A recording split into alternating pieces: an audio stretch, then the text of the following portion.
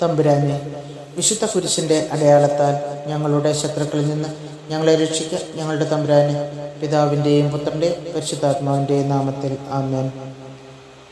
ആദ്യം മുതൽ ഉണ്ടായിരുന്നതും ഞങ്ങൾ കേട്ടതും സ്വന്തം കണ്ണുകൊണ്ട് കണ്ടതും സൂക്ഷിച്ചു വീക്ഷിച്ചതും കൈകൊണ്ട് സ്പർശിച്ചതുമായ ജീവന്റെ വചനത്തെപ്പറ്റി ഞങ്ങൾ അറിയിക്കുന്നു. വിശുദ്ധ യോഹന്നാൻ ശ്ലീഹ എഴുതിയ 1-ാം ലേഖനത്തിൻ്റെ 1-ാം അധ്യായത്തിൻ്റെ 1-ാം തിരുവചനമാണ് നാം വായിച്ചു കേട്ടത്.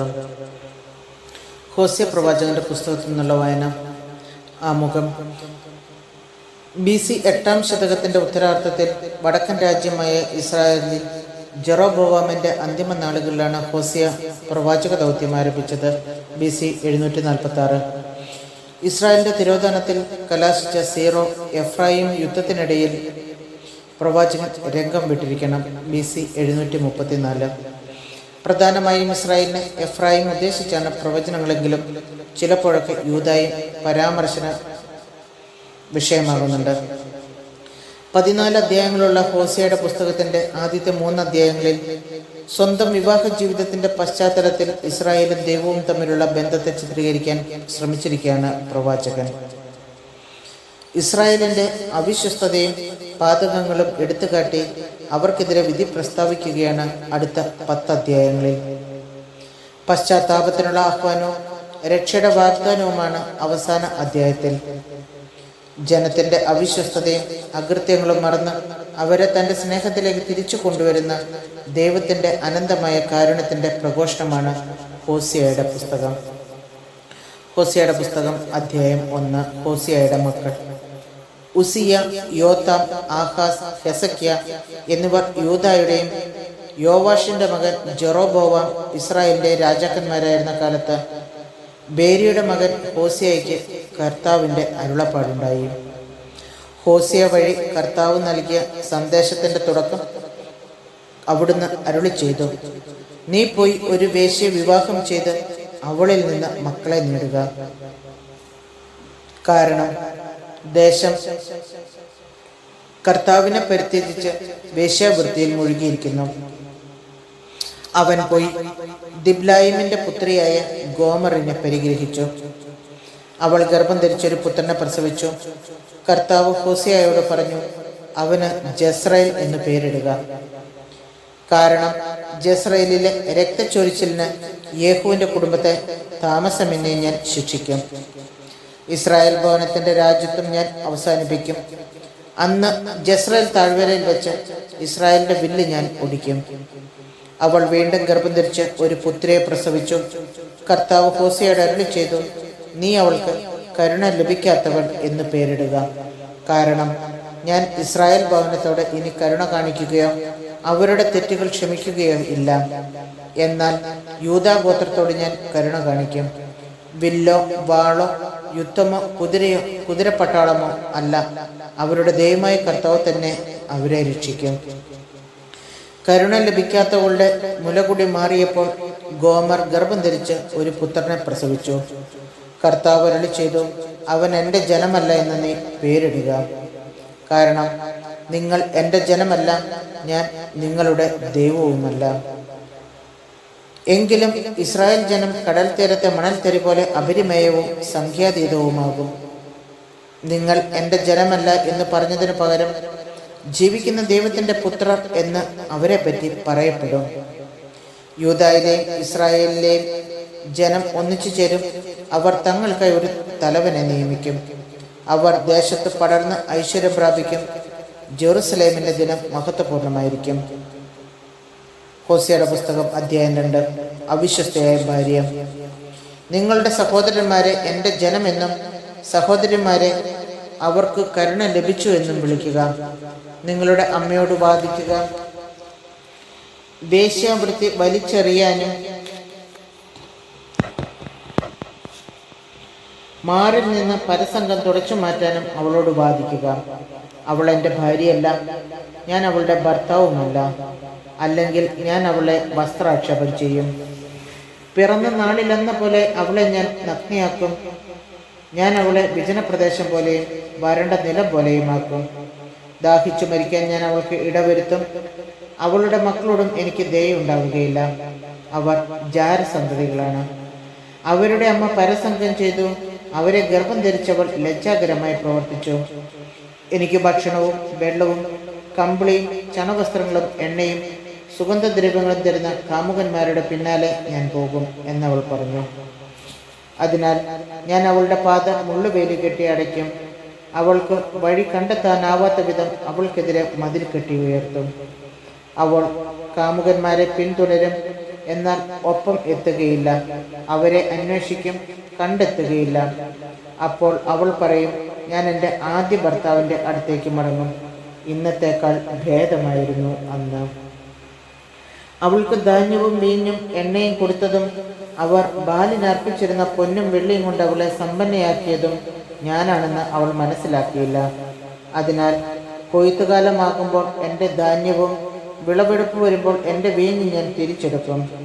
നഗ്നത മറയ്ക്കാൻ അവൾക്ക് കൊടുത്തിരുന്ന കമ്പിളിയും ചണവസ്ത്രങ്ങളും ഞാൻ തിരിച്ചു വാങ്ങും. അവളുടെ കാമുകന്മാരുടെ കൺമുൻപിൽ വെച്ച് ഞാൻ അവളുടെ നഗ്നത അനാവൃതമാക്കും. എൻ്റെ പിടിയിൽ നിന്ന് ആരും അവളെ രക്ഷിക്കുകയില്ല. അവളുടെ ഹർഷാരവങ്ങൾ, ഉത്സവങ്ങൾ, അമാവാസികൾ, സാപത്തുകൾ, നിർദ്ദിഷ്ടോത്സവങ്ങൾ എന്നിവയ്ക്ക് ഞാൻ അറുതി വരുത്തും. കാമുകൻ തന്ന പ്രതിഫലമെന്ന് അവൾ പറഞ്ഞിരുന്ന മുന്തിരിച്ചെടികളും അത്തിവൃക്ഷങ്ങളും ഞാൻ നശിപ്പിക്കും. അവയെ ഞാൻ വനമാക്കി മാറ്റും. വന്യമൃഗങ്ങൾ അവ തിന്നൊടുക്കും. സുഗന്ധദ്രവ്യങ്ങൾ അർപ്പിച്ച് ബാൽദേവന്മാരുടെ ഉത്സവങ്ങൾ ആഘോഷിച്ചതിന് എന്നെ മറന്ന് കർണാഭരണങ്ങളും കണ്ടാഭരണങ്ങളും അണിഞ്ഞ് കാമുകന്മാരുടെ പുറകെ പോയതിനും ഞാൻ അവളെ ശിക്ഷിക്കും. കർത്താവ് അരുളി ചെയ്യുന്നു.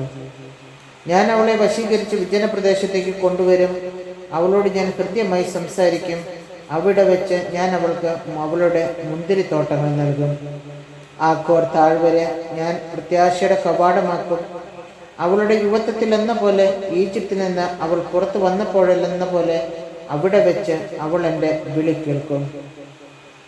കർത്താവ് അരുളി ചെയ്യുന്നു. അന്ന് നീ എന്നെ പ്രിയതമൻ എന്ന് വിളിക്കും. എൻ്റെ ബാൽ എന്ന് നീ മേലിൽ വിളിക്കുകയില്ല. ബാൽ ദേവന്മാരുടെ പേരുകൾ അവളുടെ അധരങ്ങളിൽ നിന്ന് ഞാൻ അകറ്റും. മേലിൽ അവരുടെ പേരുകൾ അവൾ ഉച്ചരിക്കുകയില്ല. ആ നാളുകളിൽ നിനക്ക് വേണ്ടി വന്യമൃഗങ്ങളോടും ആകാശപ്പറവകളോടും ഇഴജന്തുക്കളോടും ഞാൻ ഒരു ഉടമ്പടി ചെയ്യും. വില്ലും വാളും യുദ്ധവും ദേശത്തു നിന്ന് ഞാൻ തുടച്ചു മാറ്റും. സുരക്ഷിതമായി ശയിക്കാൻ ഞാൻ നിനക്കിടവരുത്തും. എന്നേക്കുമായി നിന്നെ ഞാൻ പരിഗ്രഹിക്കും. നീതിയിലും സത്യത്തിലും സ്നേഹത്തിലും കാരുണ്യത്തിലും നിന്നെ ഞാൻ സ്വീകരിക്കും. വിശ്വസ്തതയിൽ നിന്നെ ഞാൻ സ്വന്തമാക്കും. കർത്താവിനെ നീ അറിയും. കർത്താവ് അരുളി ചെയ്യുന്നു. അന്നു ഞാൻ ആകാശത്തിന് ഉത്തരമരുളും. ആകാശം ഭൂമിക്കും, ഭൂമി ധാന്യവും വീഞ്ഞും എണ്ണയും കൊണ്ട് ഉത്തരം നൽകും. അവ ജസ്രയേലിന് ഉത്തരം നൽകും. അവനെ ഞാൻ ദേശത്ത് എനിക്ക് വേണ്ടി വിതയ്ക്കും. കരുണ ലഭിക്കാത്തവളോട് ഞാൻ കരുണ കാണിക്കും. എൻ്റെ ജനമല്ലാത്തവനോട് നീ എൻ്റെ ജനമാണെന്ന് ഞാൻ പറയും. അവിടുന്ന് എൻ്റെ ദൈവമാണെന്ന് അവർ പറയും. ഹോശേയുടെ പുസ്തകം അധ്യായം 3. അവിശ്വസ്തതയെ തിരിച്ചെടുക്കുന്നു. കർത്താവ് എന്നോട് അരുളി ചെയ്യുന്നു. നീ പോയി ജാരവേഴ്ചയുള്ളവളും വ്യഭിചാരിണിയും ആയ ഒരുവളെ സ്നേഹിക്കുക. മുന്തിരി അടകൾ ഇഷ്ടപ്പെടുകയും അന്യദേവന്മാരുടെ പുറകെ പോവുകയും ചെയ്തിട്ടും ഇസ്രായേൽ ജനത്തെ കർത്താവ് സ്നേഹിക്കുന്നത് പോലെ തന്നെ 15 ഷെക്കൽ വെള്ളിയും 1.5 ഹോമർ ബാർലിയും കൊടുത്ത് ഞാൻ അവളെ സ്വന്തമാക്കി. ഞാൻ അവളോട് പറഞ്ഞു, ദീർഘനാൾ നീ എൻ്റേതായിരിക്കണം. നീ വ്യഭിചരിക്കരുത്, അന്യപുരുഷൻ്റേതാവരുത്. ഞാൻ നിനക്കും അങ്ങനെയായിരിക്കും. രാജാക്കന്മാരോ പ്രഭുക്കന്മാരോ ആരാധനാ സ്തംഭമോ ഏഫോദോ കുലദൈവങ്ങളോ ഇല്ലാതെ ഇസ്രായേൽ മക്കൾ ഏറെക്കാലം കഴിയും. പിന്നീട് അവർ തിരിച്ചു വന്ന് തങ്ങളുടെ ദൈവമായ കർത്താവിനെ രാജാവായ ദാവീദിനെയും അന്വേഷിക്കും. ആ നാളുകളിൽ ഭയഭക്തികളോടെ അവർ കർത്താവിൻ്റെ അടുക്കൽ തിരിച്ചു വരും. അവിടുത്തെ കൃപയ്ക്ക് അവർ പാത്രമാകും. ഹോശേയുടെ പുസ്തകം അധ്യായം 4. കർത്താവിൻ്റെ ആരോപണം. ഇസ്രായേൽ ജനമേ, കർത്താവിൻ്റെ വാക്ക് കേൾക്കുക. ദേശവാസികൾക്കെതിരെ അവിടുത്തേക്ക് ഒരു ആരോപണമുണ്ട്. ഇവിടെ വിശ്വസ്തതയോ സ്നേഹമോ ഇല്ല. ദൈവവിചാരം ദേശത്ത് അറ്റുപോയിരിക്കുന്നു. ആണയിടലും വഞ്ചനയും കൊലപാതകവും മോഷണവും വ്യഭിചാരവും സീമാതീതമായിരിക്കുന്നു. ഒന്നിനു പിറകെ ഒന്നായി കൊലപാതകം നടക്കുന്നു. അതിനാൽ ദേശം വിലപിക്കുന്നു, അതിലെ സകല നിവാസികളും ക്ഷയിക്കുന്നു. വയലിലെ മൃഗങ്ങളും ആകാശത്തിലെ പറവകളും സമുദ്രത്തിലെ മത്സ്യങ്ങൾ പോലും അപഹരിക്കപ്പെടുന്നു. എന്നാൽ ആരും തർക്കിക്കേണ്ട, കുറ്റപ്പെടുത്തുകയും വേണ്ട. പുരോഹിത, നിനക്കെതിരെയാണ് എൻ്റെ ആരോപണം. പട്ടാപ്പകൽ നീ കാലിടറി വീഴും, പ്രവാചകനും രാത്രി നിന്നോടൊപ്പം കാലിടറി വീഴും. നിന്റെ അമ്മയെ ഞാൻ നശിപ്പിക്കും. അജ്ഞത നിമിത്തം എൻ്റെ ജനം നശിക്കുന്നു. നീ വിജ്ഞാനം തിരസ്കരിച്ചതുകൊണ്ട് എൻ്റെ പുരോഹിതനായിരിക്കുന്നതിൽ നിന്ന് നിന്നെ ഞാൻ തിരസ്കരിക്കുന്നു. നീ നിന്റെ ദൈവത്തിൻ്റെ കൽപ്പന വിസ്മരിച്ചതുകൊണ്ട് ഞാനും നിന്റെ സന്തതികളെ വിസ്മരിക്കും. അവർ പെരുകിയതോടൊപ്പം എനിക്കെതിരെയായുള്ള അവരുടെ പാപവും പെരുകയും അവരുടെ മഹിമ ഞാൻ അപമാനമായി മാറ്റും. എൻ്റെ ജനത്തിൻ്റെ പാപം കൊണ്ട് അവർ ഉപജീവനം കഴിക്കുന്നു. അവരുടെ തിന്മ അവർ അത്യധികം കാംക്ഷിക്കുന്നു. പുരോഹിതനെ പോലെ തന്നെ ജനവും. അവരുടെ ദുർമാർഗങ്ങൾക്ക് അവരെ ഞാൻ ശിക്ഷിക്കും. അവരുടെ പ്രവൃത്തികൾക്ക് ഞാൻ പ്രതികാരം ചെയ്യും. അവർ ഭക്ഷിക്കും, തൃപ്തരാവുകയില്ല. പരസംഗം ചെയ്യും, പെരുകുകയില്ല. കാരണം വ്യഭിചാരത്തിൽ മുഴുകാനായി അവർ കർത്താവിനെ പരിത്യജിച്ചു. വീഞ്ഞും പൊതുവീഞ്ഞും സുബോധം കെടുത്തും. തടിക്കഷ്ണത്തോടെ എൻ്റെ ജനം ഓരോ സംഗതിയാരായിരുന്നു. അവരുടെ ദണ്ഡ് അവർക്ക് പ്രവചനമരുളുന്നു. വ്യഭിചാരത്തിൻ്റെ ദുർബോധം അവരെ വഴിതെറ്റിച്ചു. പരസംഗത്തിനു വേണ്ടി തങ്ങളുടെ ദൈവത്തെ അവർ പരിത്യജിച്ചു. ഗിരിശൃംഗങ്ങളിൽ അവർ ബലിയർപ്പിക്കുന്നു. കുന്നിന്മേലും കരുവേലകത്തിൻ്റെയും പുന്നയുടെയും ആലിൻ്റെയും ചുവട്ടിലും അവർ അർച്ചന നടത്തുന്നു. അവയുടെ തണൽ സുഖം നൽകുന്നു. നിങ്ങളുടെ പുത്രിമാർ വേശ്യാവൃത്തി നടത്തുന്നു. നിങ്ങളുടെ ഭാര്യമാർ പരസംഗം ചെയ്യുന്നു. വേശ്യാവൃത്തി ചെയ്യുന്നതിന് നിങ്ങളുടെ പുത്രിമാരെയോ വ്യഭിചരിക്കുന്നതിന് നിങ്ങളുടെ ഭാര്യമാരെയോ ഞാൻ ശിക്ഷിക്കുകയില്ല. കാരണം പുരുഷന്മാർ തന്നെ പരസംഗത്തിൽ ഏർപ്പെടുകയും ദേവദാസികളോടൊത്ത് ബലിയർപ്പിക്കുകയും ചെയ്യുന്നു. അറിവില്ലാത്ത ജനം നശിക്കും. ഇസ്രായേലേ, നീ പരസംഗം ചെയ്യുന്നെങ്കിലും യൂദ ആ തെറ്റിലകപ്പെടാതിരിക്കട്ടെ. ഗിൽഗാലിൽ പ്രവേശിക്കരുത്, ബദാവനിൽ പോവുകയും അരുത്. കർത്താവാണ് എന്ന് ആണയിടരുത്. ദുശാഠ്യമുള്ള പശുക്കുട്ടിയെപ്പോലെ ഇസ്രായേൽ ശാഠ്യം പിടിക്കുന്നു. വിശാലമായ പുൽത്തകിടിയിൽ കുഞ്ഞാടിനെന്ന പോലെ കർത്താവിന് അവരെ നയിക്കാനാവുമോ? എഫ്രായിം വിഗ്രഹങ്ങളെ പുണർന്നിരിക്കുന്നു. അവൻ മദ്യപന്മാരോടൊത്ത് കഴിയുന്നു. അവർ വ്യഭിചാരത്തിൽ മുഴുകുന്നു. മഹിമയേക്കാൾ മ്ലേച്ഛത കാംക്ഷിക്കുന്നു. കാറ്റിൻ്റെ ചിറക് അവരെ തൂത്തെറിയും. തങ്ങളുടെ ബലിപീഠങ്ങളെക്കുറിച്ച് അവർ ലജ്ജിക്കും. ഹോശേയുടെ പുസ്തകം അധ്യായം 5. ജനത്തിനും നേതാക്കന്മാർക്കും എതിരെ. പുരോഹിതന്മാരെ കേൾക്കുക, ഇസ്രായേൽ ഭവനമേ ശ്രദ്ധിക്കുക, രാജകുടുംബമേ ശ്രവിക്കുക. നിങ്ങളുടെ മേൽ വിധി പ്രസ്താവിച്ചിരിക്കുന്നു. നിങ്ങൾ മിസ്പായിൽ ഒരു കെണിയും താബോറിൽ വിരിച്ച വലയുമായിരുന്നു. ഷിത്തീമിൽ അവർ ആഴമേറിയ കുഴി കുഴിച്ചു. അവരെ എല്ലാവരെയും ഞാൻ ശിക്ഷിക്കും. എഫ്രായിമിനെ എനിക്കറിയാം. ഇസ്രായേൽ എന്നിൽ നിന്നും മറഞ്ഞല്ല ഇരിക്കുന്നത്. എഫ്രായിം, നീ പരസംഗം ചെയ്തു. ഇസ്രായേൽ മലിനമാണ്. തങ്ങളുടെ ദൈവത്തിൻ്റെ അടുത്തേക്ക് തിരികെ പോകാൻ അവരുടെ പ്രവൃത്തികൾ അവരെ അനുവദിക്കുന്നില്ല. കാരണം വ്യഭിചാര ദുർബോധം അവരിൽ കുടികൊള്ളുന്നു. അവർ കർത്താവിനെ അറിയുന്നുമില്ല. ഇസ്രായേലിൻ്റെ അഹങ്കാരം അവനെതിരെ സാക്ഷ്യം നൽകുന്നു. എഫ്രായിം തൻ്റെ തിന്മയിൽ തട്ടി വീഴും. യൂദായും അവരോടൊപ്പം കാലിടറി വീഴും. തങ്ങളുടെ ആട്ടിൻപറ്റങ്ങളും കാലിക്കൂട്ടങ്ങളുമായി അവർ കർത്താവിനെ അന്വേഷിച്ചു പോകും. എന്നാൽ അവർ അവിടുത്തെ കണ്ടെത്തുകയില്ല. അവിടുന്ന് അവരെ വിട്ടകന്നിരിക്കുന്നു. അവർ കർത്താവിനോട് അവിശ്വസ്തത കാണിച്ചു. അവർ ജാരസന്തതികൾക്കാണ് ജന്മം നൽകിയത്. അമാവാസി അവരെ അവരുടെ വയലുകളോടൊപ്പം വിഴുങ്ങും. സഹോദരർ തമ്മിൽ യുദ്ധം. ഗിബയായിൽ കൊമ്പ് വിളിക്കുവിൻ, റാമായിൽ കാഹളം മുഴക്കുവിൻ, ബദാവനിൽ പോർവിളി നടത്തുവിൻ. ബെഞ്ചമിൻ യുദ്ധത്തിന് പുറപ്പെടുക. ശിക്ഷയുടെ ദിവസം എഫ്രായിം വിജനമാക്കപ്പെടും. സുനിശ്ചിതമായ നാശമാണ് ഇസ്രായേൽ ഗോത്രങ്ങളോട് ഞാൻ പ്രഖ്യാപിക്കുന്നത്. യൂദായുടെ നായകന്മാർ അതിർത്തി രേഖ മാറ്റുന്നവരെ പോലെ ആയിരിക്കുന്നു. എൻ്റെ ക്രോധം അവരുടെ മേൽ ഞാൻ വെള്ളം പോലെ ഒഴുക്കും. എഫ്രായിം മർദ്ദകനാണ്. അവൻ നീതിയെ ചവിട്ടി മെതിക്കുന്നു. മിഥ്യയെ പിന്തുടരാൻ അവൻ ഉറച്ചിരിക്കുന്നു. എഫ്രായിമിന് ഞാൻ കീടം പോലെയാണ്, യൂദാ ഭവനത്തിന് വ്രണം പോലെയും. എഫ്രായിം തൻ്റെ രോഗവും യൂദാ തൻ്റെ മുറിവും കണ്ടപ്പോൾ എഫ്രായിം അസ്രിയയിലേക്ക് തിരിഞ്ഞ് മഹാരാജാവിൻ്റെ അടുത്തേക്ക് ആളയച്ചു. എന്നാൽ നിങ്ങളെ സുഖപ്പെടുത്താനോ നിങ്ങളുടെ മുറിവ് ഉണക്കാനോ അവന് സാധിക്കുകയില്ല. ഞാൻ എഫ്രായിമിന് ഒരു സിംഹത്തെ പോലെയും യൂദാ ഭവനത്തിന് ഒരു യുവസിംഹത്തെ പോലെയും ആയിരിക്കും. ഞാൻ തന്നെ അവരെ ചീന്തിക്കളയും. ഞാൻ അവരെ ഉപേക്ഷിച്ചു പോകും. ഞാൻ അവരെ വലിച്ചിഴച്ചു കൊണ്ടുപോകും. ആർക്കും അവരെ രക്ഷിക്കാൻ കഴിയുകയില്ല. അവർ തങ്ങളുടെ തെറ്റുകൾ ഏറ്റുപറഞ്ഞ് എൻ്റെ സാന്നിധ്യം തേടുകയും തങ്ങളുടെ വ്യതയിൽ എന്നെ അന്വേഷിക്കുകയും ചെയ്യുന്നതുവരെ ഞാൻ എൻ്റെ വാസസ്ഥലത്തേക്ക് മടങ്ങും. ഹോസിയയുടെ പുസ്തകത്തിൻ്റെ വായന അധ്യായം 6. ആത്മാർത്ഥമല്ലാത്ത അനുതാപം. അവർ പറയും, വരുവിൻ, നമുക്ക് കർത്താവിങ്കിലേക്ക് മടങ്ങിപ്പോകാം. അവിടുന്ന് നമ്മെ ചീന്തിക്കളഞ്ഞു, അവിടുന്ന് തന്നെ സുഖപ്പെടുത്തും. അവിടുന്ന് നമ്മെ പ്രഹരിച്ചു, അവിടുന്ന് തന്നെ മുറിവുകൾ വച്ചു കെട്ടും. 2 ദിവസത്തിന് ശേഷം അവിടുന്ന് നമുക്ക് ജീവൻ തിരിച്ചു തരും. 3-ാം ദിവസം അവിടുന്ന് നമ്മെ ഉയർപ്പിക്കും. നാം അവിടുത്തെ സന്നിധിയിൽ ജീവിക്കേണ്ടതിന് തന്നെ കർത്താവിനെ അറിയാൻ നമുക്ക് ഏകാഗ്രതയോടെ ശ്രമിക്കാം. അവിടുത്തെ ആഗമനം പ്രഭാതം പോലെ സുനിശ്ചിതമാണ്. മഴ പോലെ ഭൂമിയെ നനയ്ക്കുന്ന വസന്തവൃഷ്ടി പോലെ അവിടുന്ന് നമ്മുടെ മേൽ വരും. എഫ്രായിം, ഞാൻ നിന്നോടെന്ത് ചെയ്യും?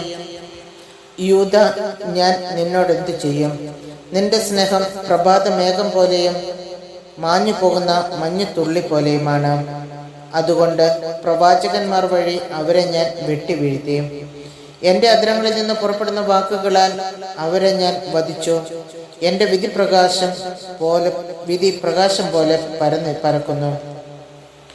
ബലിയല്ല, സ്നേഹമാണ് ഞാൻ ആഗ്രഹിക്കുന്നത്. ദഹന ബലികളല്ല, ദൈവജ്ഞാനമാണ് എനിക്കിഷ്ടം.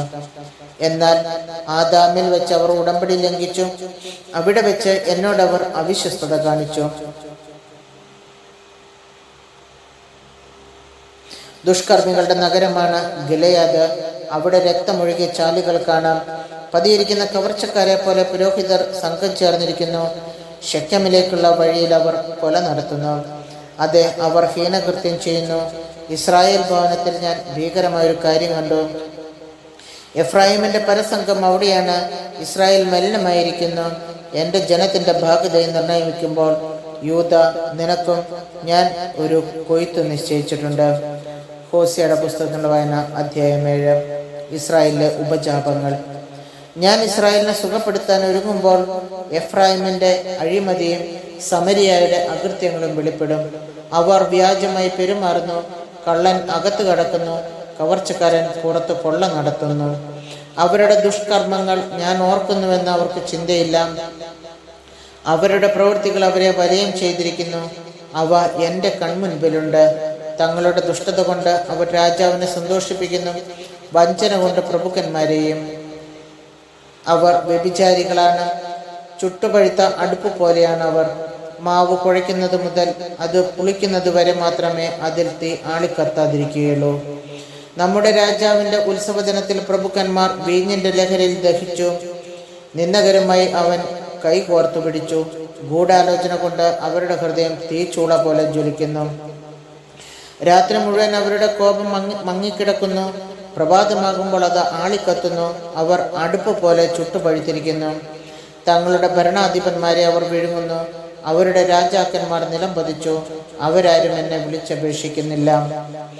ജനതകളുമായി ഇടകലർന്ന് മറിച്ചിടാതെ ചുട്ടെടുത്ത അപ്പമാണ് എഫ്രായിം. പരദേശികൾ അവൻ്റെ ശക്തി കാർന്നു തിന്നുന്നു. അവനത് അറിയുന്നില്ല. അവൻ്റെ മുടി നരച്ചു തുടങ്ങി. അവനത് അറിയുന്നില്ല. ഇസ്രായേലിൻ്റെ അഹങ്കാരം അവനെതിരെ സാക്ഷി നൽകുന്നു. ഇതൊക്കെയായിട്ടും അവർ തങ്ങളുടെ ദൈവമായ കർത്താവിലേക്ക് തിരിയുകയോ അവിടുത്തെ അന്വേഷിക്കുകയോ ചെയ്യുന്നില്ല. ബുദ്ധിയും വിവേകവുമില്ലാത്ത മാടപ്രാവിന് തുല്യമാണ് എഫ്രായിം. അവൻ ഈജിപ്തിനെ സഹായത്തിന് വിളിക്കുന്നു. അസിറിയയിൽ അഭയം തേടുന്നു. അവർ പോകുന്ന വഴി അവരുടെ മേൽ ഞാൻ വല വീശും. വായുവിലെ പക്ഷികളെ എന്ന പോലെ അവരെ ഞാൻ വീഴ്ത്തും. അവരുടെ ദുഷ്കൃത്യങ്ങൾക്ക് ഞാൻ അവരെ ശിക്ഷിക്കും. അവർ വഴിതെറ്റി എന്നിൽ നിന്ന് അകന്നു പോയിരിക്കുന്നു. അവർക്ക് ദുരിതം. അവർ എന്നെ എതിർത്തു. അവർക്ക് നാശം. ഞാൻ അവരെ രക്ഷിക്കുമായിരുന്നു. എന്നാൽ അവർ എനിക്കെതിരെ വ്യാജം പറയുന്നു. ഹൃദയം നൊന്ത് എന്നെ വിളിച്ചപേക്ഷിക്കുന്നതിന് പകരം അവർ കിടക്കയിൽ വീണു വിലപിക്കുന്നു. ധാന്യത്തിനും വീഞ്ഞിനും വേണ്ടി അവർ തങ്ങളെ തന്നെ മുറിവേൽപ്പിക്കുന്നു. അവർ എന്നെ ധിക്കരിക്കുന്നു. ഞാനാണ് അവരുടെ കരങ്ങൾക്ക് പരിശീലനവും ശക്തിയും നൽകിയത്. എന്നിട്ടും അവർ എനിക്കെതിരെ തിന്മ നിരൂപിക്കുന്നു. അവർ ബാലിലേക്ക് തിരിയുന്നു. അവർ ചതിക്കുന്ന വില്ല് പോലെയാണ്. അവരുടെ പ്രഭുക്കന്മാർ തങ്ങളുടെ നാവിൻ്റെ ഔദത്യ നിമിത്തം വാളിനിരയാകും. ഈജിപ്തിൽ അവർ ഇതിനാൽ പരിഹാസ വിഷയവുമാകും. ദൈവമായ കർത്താവിന് സ്തുതിയും.